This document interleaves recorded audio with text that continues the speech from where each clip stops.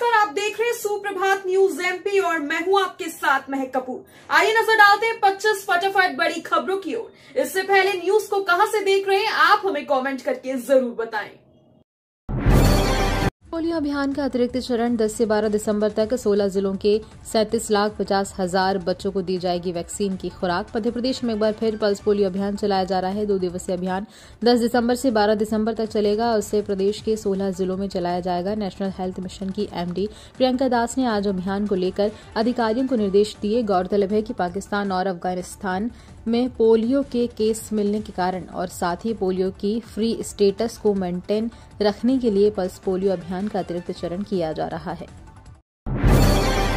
फसल बीमा योजना 31 दिसंबर तक किसान रबी फसलों का बीमा करा सकते हैं। सीहोर जिले में प्रधानमंत्री फसल बीमा योजना अंतर्गत में agriculture insurance company of India limited के माध्यम से कृषकों को फसल बीमा योजना का लाभ दिया जा रहा है। कृषि विभाग ने बताया कि कृषक भाइयों को सूचित किया गया है कि योजना अंतर्गत रबी 2023 के लिए सभी ऋणी अऋणी डिफॉल्टर बटाईदार और किसानों के लिए बीमा की अंतिम तिथि 31 दिसंबर 2023 है। जिला स्तर पर जिन फसलों को अधिसूचित किया गया है उनके प्रीमियम एवं बीमित राशि प्रति हेक्टेयर अनुसार दर निर्धारित की गई है।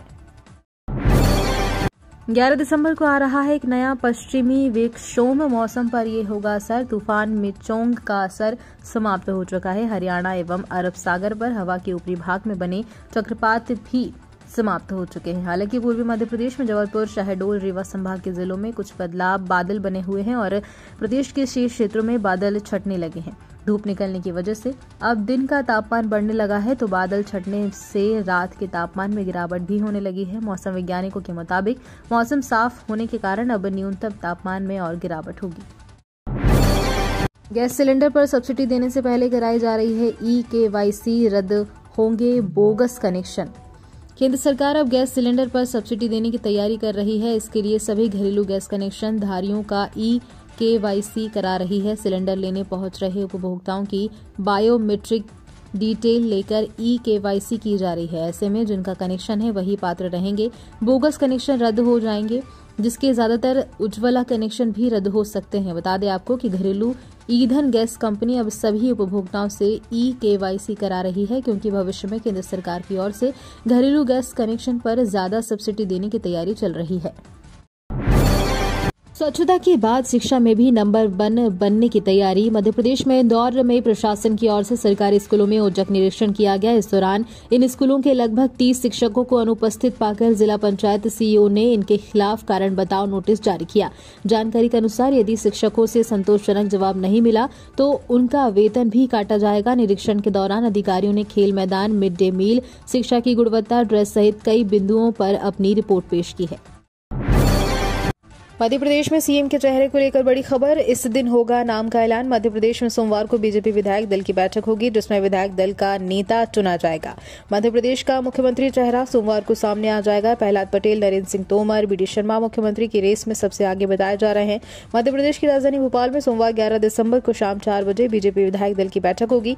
इसके बाद मुख्यमंत्री के नाम का ऐलान किया जाएगा। इंदौर में 17 नवंबर को आयोजित होगा एनआरआई सम्मेलन। विदेशों से आएंगे 200 से अधिक मेहमान। एनआरआई दिवस के अवसर पर पिछले साल इंदौर शहर में 3 दिवसीय कार्यक्रम का आयोजन हुआ था, जिसमें प्रधानमंत्री नरेंद्र मोदी समेत देश और विदेश से खास मेहमान शामिल हुए थे। और इसी कड़ी में 17 दिसंबर को एक बार फिर शहर में एनआरआई समिट होने जा रही है। अनुमान के मुताबिक इस समारोह में 200 से अधिक एनआरआई के शामिल होने की संभावना है। बता दें कि एनआरआई फोरम द्वारा इसका आयोजन किया जा रहा है। विकसित भारत संकल्प यात्रा का मध्य प्रदेश में आगमन। विकास का दर्शन करेंगे आम नागरिक। केंद्रीय योजनाओं के सभी पात्र हितग्राहियों को लाभ दिलाने और नवाचारी योजनाओं से देश में हुए विकास से आम लोगों को परिचित कराने के लिए मध्य प्रदेश में विकसित भारत संकल्प यात्रा का आगमन हुए। यह यात्रा शहरी और ग्रामीण क्षेत्रों में से गुजरेगी और केंद्रीय योजनाओं से वंचित हितग्राहियों को लाभान्वित कराएगी। मध्य प्रदेश में कृषि और ग्रामीण विकास विभाग की यात्रा में अहम भूमिका रहेगी। सड़कों की सफाई के लिए 6 नई रोड स्वीपिंग मशीनें खरीदेगा नगर निगम। शहर की सड़कों से धूल हटाने के लिए नगर निगम रोड स्वीपिंग मशीनों की संख्या बढ़ाने जा रहा है और इसके लिए 6 नई मशीनें खरीदने की योजना बनाई गई है। इसमें करीब 5 करोड़ रुपए खर्च होने का अनुमान है और अभी मुख्य सड़कों पर झाड़ू लगाने के लिए रोड 3 रोड स्वीपिंग मशीनें हैं और नई मशीनों के आने के बाद इनकी संख्या 9 हो जाएगी। बता दें कि शहर में वायु गुणवत्ता सूचकांक निरंतर खतरनाक स्तर तक की जा रहा है, जिससे हवा सांस लेने लायक नहीं बची। इसका बड़ा कारण सड़कों से उड़ती धूल और BS3 और 4 के वाहनों से निकलने वाला प्रदूषण है। इसे देखते हुए नगर निगम लगातार सड़कों की धूल को कम करने का प्रयास कर रहा है। कांग्रेस की हार पर दिल्ली में मंथन। कमलनाथ को 2024 की जिम्मेदारी। मध्य प्रदेश की हार को लेकर दिल्ली में कांग्रेस की बैठक हुई और वहीं इस बैठक में कमलनाथ को मध्य प्रदेश में लोकसभा चुनाव लड़ाने की जिम्मेदारी दी गई। मीटिंग में विधानसभा चुनाव में हार के कारणों पर भी चर्चा हुई, जिससे कोई इस्तीफा नहीं मांगा गया। वहीं किसी से कोई इस्तीफा नहीं मांगा गया। कांग्रेस अध्यक्ष मल्लिकार्जुन खड़गे और पूर्व अध्यक्ष राहुल गांधी की मौजूदगी में हुई इस बैठक में वरिष्ठ नेताओं के साथ हालिया विधानसभा चुनाव के नतीजों को लेकर समीक्षा बैठक की। जबलपुर नगर निगम की सीमा में रहते हैं तभी मिलेगी ये छूट। बकाया कर वसूलने नगर निगम ने सख्ती बरतने का निर्णय लिया है, जिसके तहत जिस करदाता पर 10,000 रुपए से ज्यादा बकाया है और बार बार आग्रह करने के बाद भी कर जमा नहीं कर रहे हैं, ऐसे करदाताओं के बैंक खाते सीज कराए जाएंगे। वहीं निगम ने करदाताओं से 9 दिसंबर को आयोजित राष्ट्रीय लोक अदालत के माध्यम से बकाया करों का भुगतान करने पर अधिभार में 25 से 100% तक की छूट का लाभ लेने की भी अपील की है। इसके बाद जनवरी से करों के अलावा अब अधिभार भी वसूल किए जाएंगे। स्नातक दिवसीय वर्ष की पूरक परीक्षा का शेड्यूल जारी। 19 दिसंबर से होंगे पेपर। देवी अहिल्या विश्वविद्यालय ने स्नातक पाठ्यक्रम में द्वितीय वर्ष की पूरक परीक्षा का शेड्यूल जारी किया है। 1 दर्जन पाठ्यक्रम के पेपर 19 दिसंबर से शुरू होंगे, जो 20 जनवरी तक चलेंगे। 3 सत्र में विद्यार्थी पेपर दे सकेंगे और करीब 9,000 छात्र छात्राएं सम्मिलित होंगे और इनके लिए विश्वविद्यालय ने 30 से ज्यादा केंद्र बनाए हैं। अधिकारियों के मुताबिक विद्यार्थियों की उत्तर पुस्तिका का मूल्यांकन शिक्षकों को 25 दिनों में खत्म करना होगा। रिजल्ट निकलवाने की डेडलाइन फरवरी रखी है। भाजपा ने नियुक्त किए पर्यवेक्षक। सोमवार को होगी विधायक दल की बैठक। मध्य प्रदेश में मुख्यमंत्री कौन होगा, इसको लेकर चर्चा चल रही है। तमाम अटकलों के बीच भाजपा संसदीय बोर्ड ने मुख्यमंत्री चुनने के लिए होने वाली विधायक दल की बैठक के लिए 3 केंद्रीय पर्यवेक्षक नियुक्त कर दिए हैं। हरियाणा के मुख्यमंत्री मनोहर लाल खट्टर, ओबीसी मोर्चा के राष्ट्रीय अध्यक्ष डॉक्टर के लक्ष्मण और राष्ट्रीय सचिव आशा लाखड़ा का पर्यवेक्षक बनाया गया है। वहीं विधायक दल की बैठक सोमवार को शाम 7 बजे बुलाई गई है। इसमें मुख्यमंत्री के नाम को लेकर प्रस्ताव रखा जाएगा। न्यायिक सेवा परीक्षा के लिए LLB के सभी सेमेस्टरों में पहले प्रयास में 70% अंक लाना अनिवार्य। जनवरी 2024 में होने वाली न्यायिक सेवा परीक्षा की न्यूनतम हर्ताओं को लेकर वकीलों की संस्था न्यायाश्रय ने सुप्रीम कोर्ट के चीफ जस्टिस को पत्र लिखा है और इसमें संस्था द्वारा हर्ताओं में संशोधन की मांग की गई है। मालूम हो कि परीक्षा में शामिल होने के लिए अभ्यर्थी को 2 हर्ताओं में से किसी एक को पूरा करना अनिवार्य है। वहीं पहली हर्ता तो यह है कि अभ्यर्थी ने LLB के दौरान पहले ही प्रयास में हर सेमेस्टर में न्यूनतम 70% अंक प्राप्त किए हों। यानी एक भी सेमेस्टर में अभ्यर्थी को 70% से कम अंक प्राप्त हुए तो वह न्यायिक सेवा परीक्षा के लिए पात्र नहीं माना जाएगा।